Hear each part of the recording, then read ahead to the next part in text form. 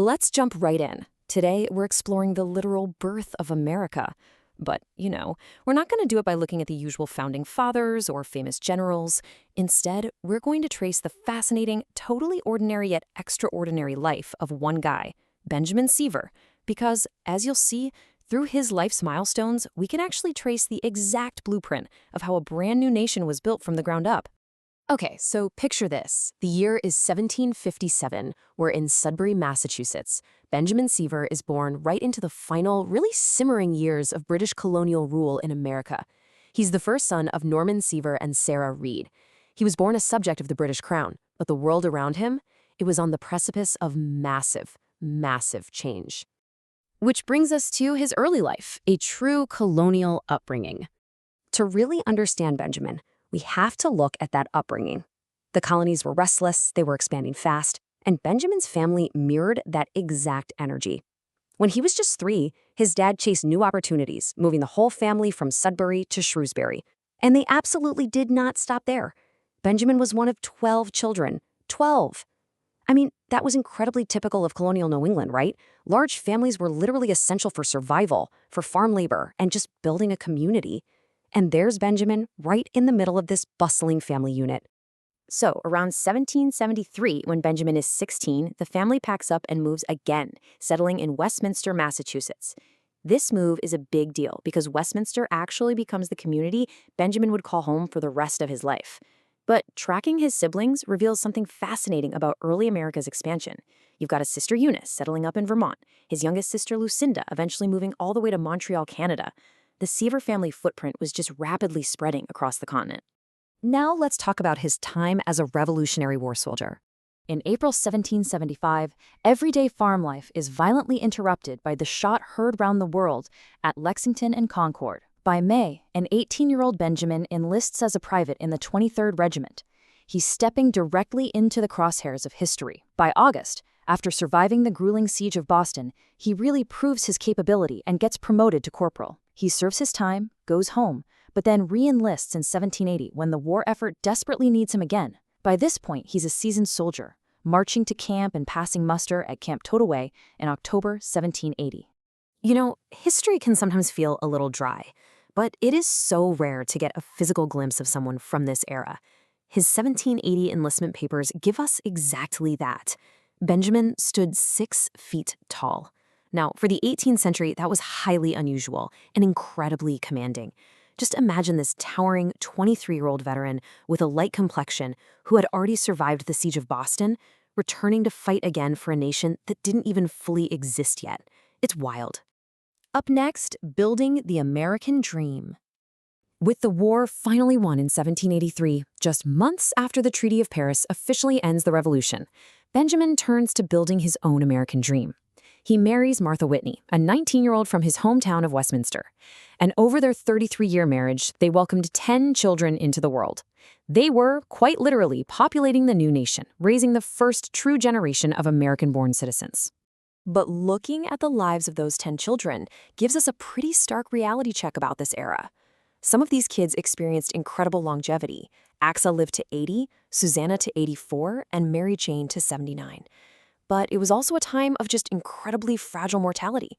Abigail died at 30, Benjamin Jr. at 33, and young Rosilla passed away tragically at just 19. It was a life of harsh, incredible hardship, balanced by this deep, deep resilience. Let's look at his transition into a prosperous farmer. A massive turning point happens in 1787 when Benjamin's father, Norman, passes away without a will. This suddenly forces Benjamin to step up and manage the family's assets. Because of the modified Massachusetts primogeniture law, Benjamin, as the eldest son, inherits the family homestead in northern Westminster. He gets 2/3 of the real property and a double portion of the personal property. We aren't just talking about land here. This was foundational wealth. It provided the ultimate springboard for his future success. And the thing is, Benjamin didn't just sit on this inheritance. He proved to be a remarkably shrewd businessman. December 1793, he buys a single acre. Just weeks later, early 1794, he drops 66 pounds for 40 acres. I mean, that is a real estate deal any of us could only dream of today. A year later, another 12.5 acres. He's aggressively and intelligently acquiring property, essentially building a genuine agricultural empire right there in Westminster. By 1798, the direct tax list for Massachusetts records this truly remarkable assessment. He owns over 157 acres of land, valued at over $1,000. Think about the massive contrast here for a second.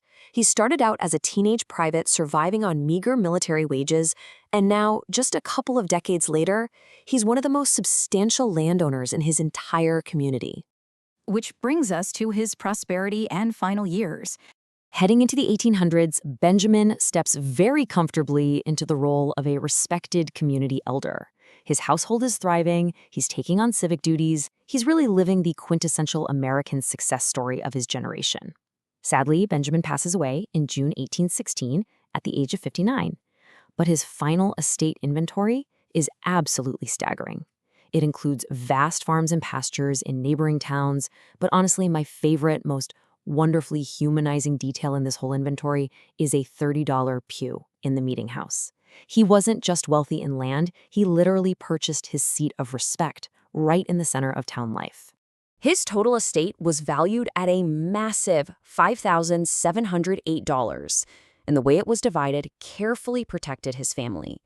His widow, Martha, received her legal third of the estate, ensuring she was entirely provided for. And fun fact, she actually outlived him by 16 years. The remaining 67% was painstakingly divided among his children, passing on real, tangible generational wealth. And that leaves us with a lasting American legacy. When we zoom out from the micro-level details of Benjamin's land deeds and military ranks, we see something so much grander. We see the macro-level story of the United States itself. On the one hand, a baby born in 1757 as a subject to a faraway British king, and on the other, a man dying in 1816 as a prosperous, free citizen of a recognized, rapidly expanding American republic. His lifespan literally mirrored the transformative birth of a new nation. He lived the revolution, and then he farmed its results. Benjamin Seaver wasn't a precedent. He didn't sign the Declaration of Independence. You won't find him in standard history textbooks. But his ordinary life of hard work, family building, and civic duty, that is the actual foundation of history. Which leaves us with a pretty fascinating thought to end on today. Centuries from now, what story will your digital records, your property, and your daily choices tell? How will future historians view the ordinary lives we are living right now? Thanks so much for joining me on this explainer, and as always, keep learning.